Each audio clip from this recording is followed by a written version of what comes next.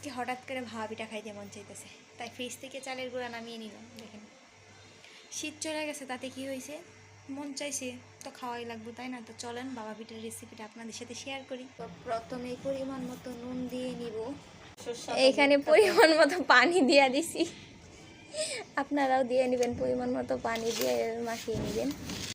এরকম নেটে গুঁড়া নিয়ে নেবেন মাখানোর পরে। এই তো একটা নেট দিয়া চালের গুঁড়াগুলো এই যে চাইলা নিছি নেট দিয়ে। পরে এই যে মিঠাই বা গুড় এগুলো সুন্দর করে কুচি কুচি করে কাইটা নিছি ভাপা পিঠার জন্য। এখানে পানি বসায় দিছি, পানিটা ফুটানোর পরে পিঠা দেওয়া লাগবে।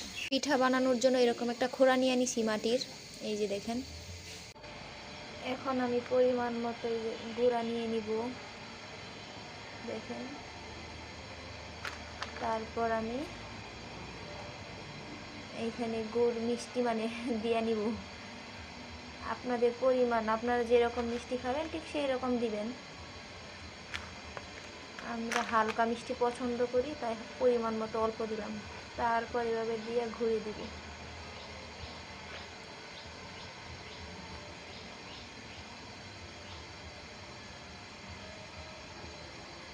সমান করে এভাবে চায়ের কানিতে সুন্দর করে গুড়টা করে দেবেন। তারপর এরকম একটা কাপড় নিয়ে সুন্দর করে, এই যে হয়ে গেছে, বুঝছেন? এই যে আমার কমপ্লিট হয়ে গেছে। এখন এটা আমি, এই যে আমার হাতে দেখতেছেন, এইটা এখন আমি ওই পাতিলের এইখানে বসে, দেখেন পানি ফুটে গেছে। এখন আমি এটা দিয়ে দিব, এইভাবে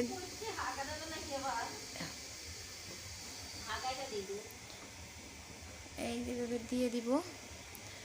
তারপর এই যে ডাকনা দিয়ে এভাবে ডাইকে এইভাবে দিয়ে দিব, বুঝছেন? এইভাবে আমি 2 মিনিট রাইখা দিব, তারপর আবার পিঠাটা নেব। পিঠা আমার হয়ে গেছে মনে হচ্ছে, পিঠা হয়ে গেছে, দেখেন এই যে কত সুন্দর কমপ্লিট পিঠা। এখন আমি আরেকটা পিঠা বানিয়ে নিচ্ছি, এইভাবে সেমভাবে আমি আবার দিয়ে নিচ্ছি, দেখেন। এখন এভাবে ঢাকনা দিয়ে সুন্দর করে ঢেকে দিব। এই যে আরেকটা কমপ্লিট হয়ে গেছে, সাইড দিয়ে পড়ে গেছে নেকড়াটা, দেখেন আমার পিঠা এই হয়ে গেছে। 2টা পিঠা কমপ্লিট। আবার দিয়ে নিচ্ছি আরেকটা পিঠা, ঢেকে দিলাম, আবার পিঠা বানাচ্ছি আর খাচ্ছি।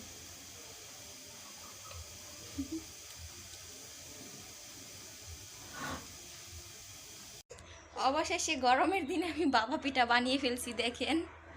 খাইতে মন চাইছে, আর কি করার। তবে শীতের মতো ভাপা পিঠা এত স্বাদ লাগে না গরমের সময়, তাও বানিয়ে নিলাম।